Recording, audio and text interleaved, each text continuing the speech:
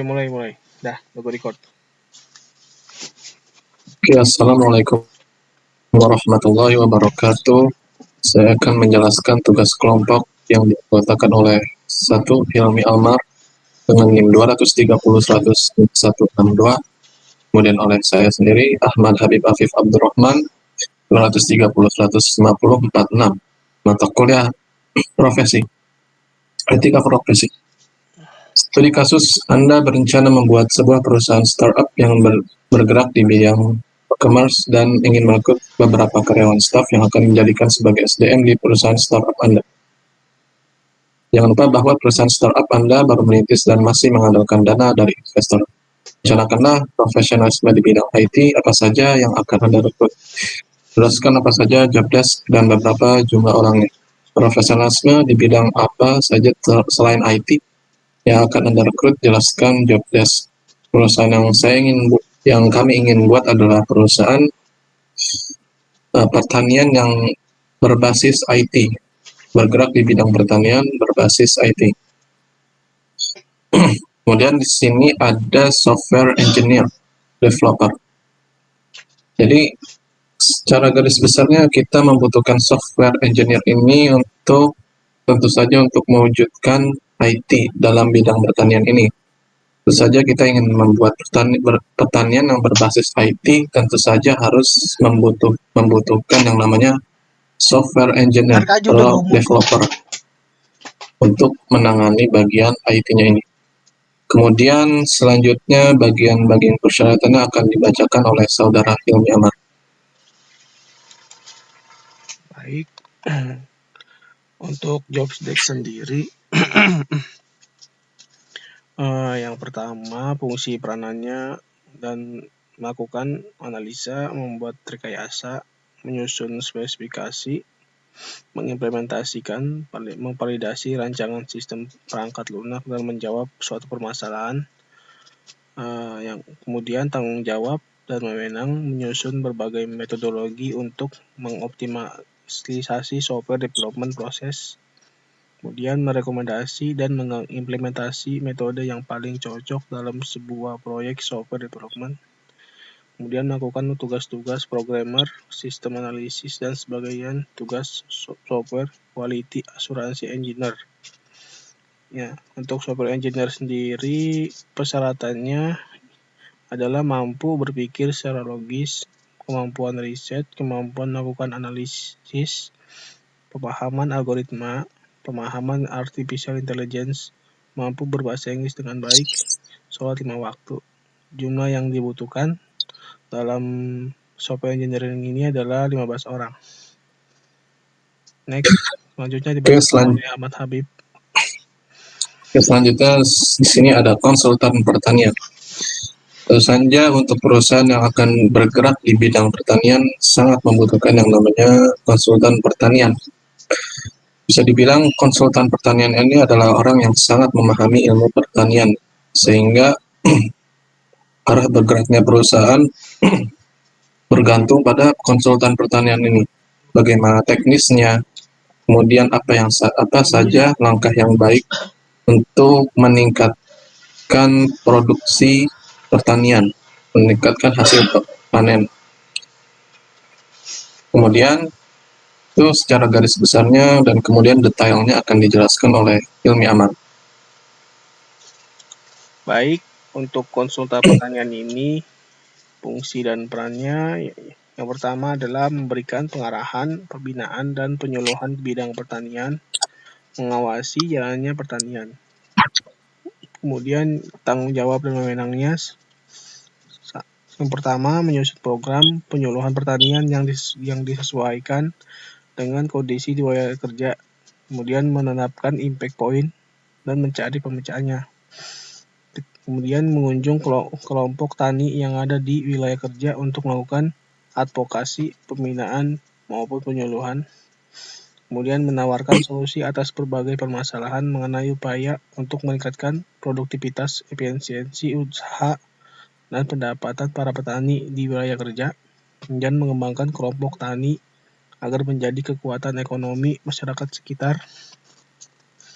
Untuk persyaratan dari konsultan pertanian ini adalah yang pertama keterampilan komunikasi, kemampuan berpikir kritis, kemudian kemampuan melakukan analisis, kemampuan problem solving, kemampuan persuasif, kemampuan berbahasa asing dan bahasa daerah, kemudian penguasaan materi pertanian. Untuk jumlah konsultan pertanian ini yang kami butuhkan adalah 5 orang. Next, selanjutnya dibacakan oleh Ahmad Habib. Kemudian di sini ada teknisi alat pertanian. Jadi dalam bidang pertanian yang berbasis IT tentu saja tidak lagi menggunakan tenaga kerja secara konvensional. Berbasis IT artinya tentu saja perusahaan tersebut akan membutuhkan yang namanya alat-alat pertanian.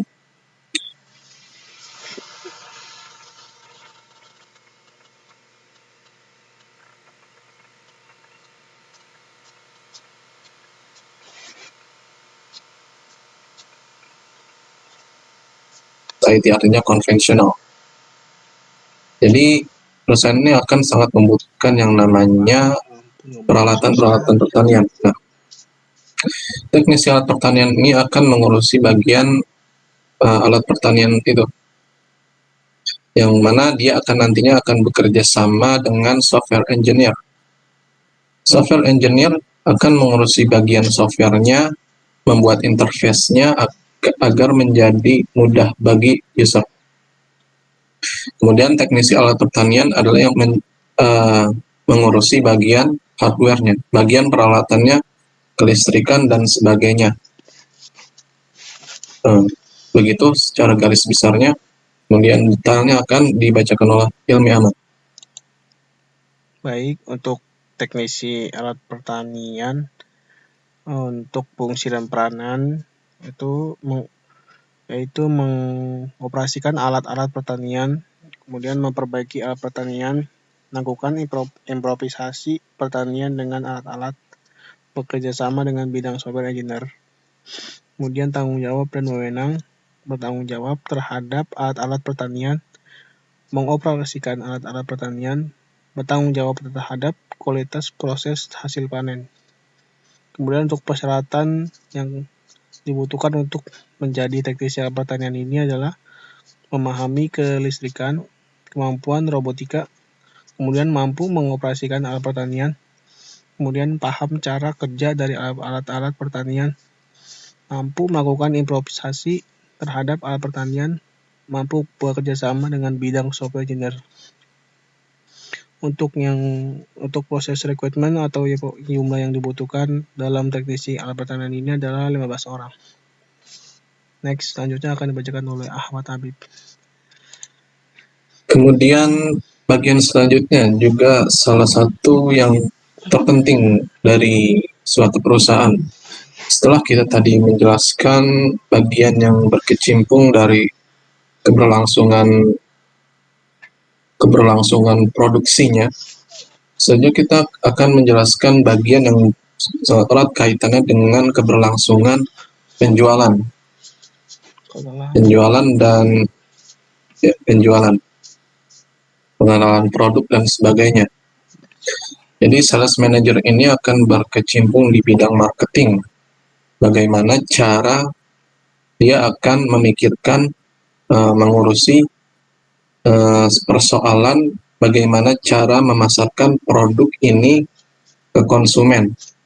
Bagaimana caranya mengiklankan, mengenalkan produk ini ke konsumen. Membuat strategi-strategi dalam bidang marketing agar produk-produk yang dibuat, agar produk-produk laku di pasaran sehingga keberlangsungan perusahaan akan terus berjalan. Secara garis besarnya sekian, mungkin detailnya akan dibacakan Hilmi Ahmad. Oke, baik. Untuk posisi sales manager, fungsi dan peranan dia yaitu meliputi yang pertama mengawasi dan mengatur tim agar mencapai target, kemudian memberikan bimbingan kepada tim penjualan, Kemudian merencanakan tahapan proses penjualan, mengawasi kinerja berdasarkan target penjualan, kemudian membuat program pelatihan untuk meningkatkan penjualan, lalu membuat laporan perkiraan target yang dicapai berdasarkan kinerja dan strategi dari setiap aktivitas penjualan. Lalu nomor 3, tugas dan wewenangnya, yaitu membuat perencanaan untuk mencapai target yang ditetapkan perusahaan, memetakan potensial pelanggan berdasarkan analisa data untuk mencari peluang baru, mengawasi semua kegiatan aktivitas penjualan dan tim sales, kemudian memberikan motivasi dan program pelatihan berkelanjutan kepada tim, memahami siapa calon pelanggan yang tepat bagi produknya, koordinasi dengan tim penjualan dan produk untuk menyamakan aktivitas penjualan, kemudian membuat laporan penjualan, kemudian membuat metode baru untuk menjangkau pelanggan.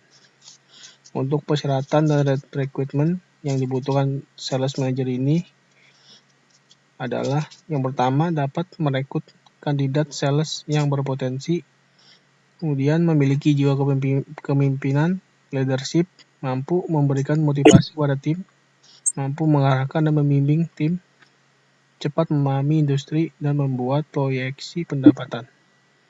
Untuk jumlah yang dibutuhkan dalam sales manager yang kami butuhkan adalah 3 orang. Next akan dibacakan oleh Ahmad Habib. Oke, selanjutnya ada yang namanya anggota tim sales. Sebelumnya kita membahas manajer, tim sales manager. Tentu saja yang namanya manajer, dia tidak akan bekerja sendirian, tetapi dia bekerja sebagai suatu tim. Anggota tim sales ini adalah sebagai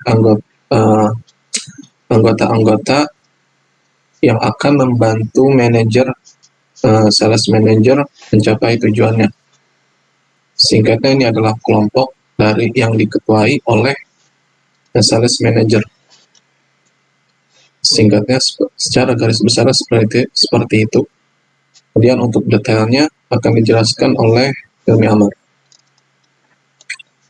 Baik, untuk anggota tim sales ini memiliki fungsi dan peranannya. 1. Menawarkan dan menyarankan produk pertanian, mempunyai wawasan terkait produk perusahaan yaitu sayur dan olahannya, kemudian membangun mitra bisnis baru dan lainnya.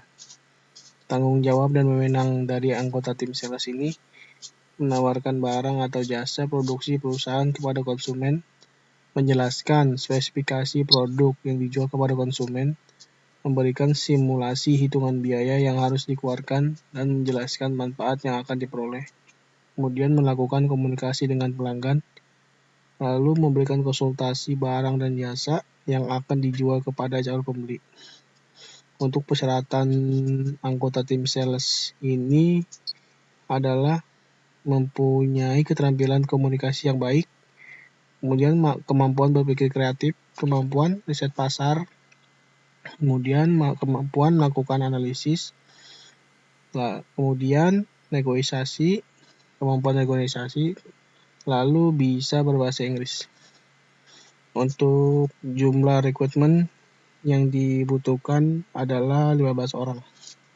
Next akan dibacakan oleh Ahmad Habib. Kemudian bagian selanjutnya adalah tenaga kerja pertanian. Bagian ini adalah suatu kelompok orang-orang yang akan bekerja sama dengan konsultan pertanian tadi. Tentu saja mirip seperti sales manager tadi, konsultan pertanian tidak bisa bekerja sendirian, melainkan dia harus bekerja sama sebagai suatu tim untuk mewujudkan rencana dan rancangan-rancangannya. Jadi secara singkat, ini adalah anggota-anggota yang akan dikepalai oleh konsultan pertanian. Detailnya akan dibacakan oleh Hilmi Amar. Di sini untuk posisi terakhir yang kami butuhkan adalah tenaga kerja pertanian. Tenaga kerja pertanian ini fungsi dan peranannya Yang pertama, menjaga kualitas tanaman, menjaga kualitas produk sampai di tangan konsumen, lalu mewujudkan dan menjalankan rancangan dan rencana bagian konsultan pertanian. Tanggung jawab dan wewenang dari tenaga pekerja pertanian. Yang pertama, menjaga kesehatan tanaman, kemudian menjaga kualitas dan mutu hasil panen, lakukan pemupukan secara rutin.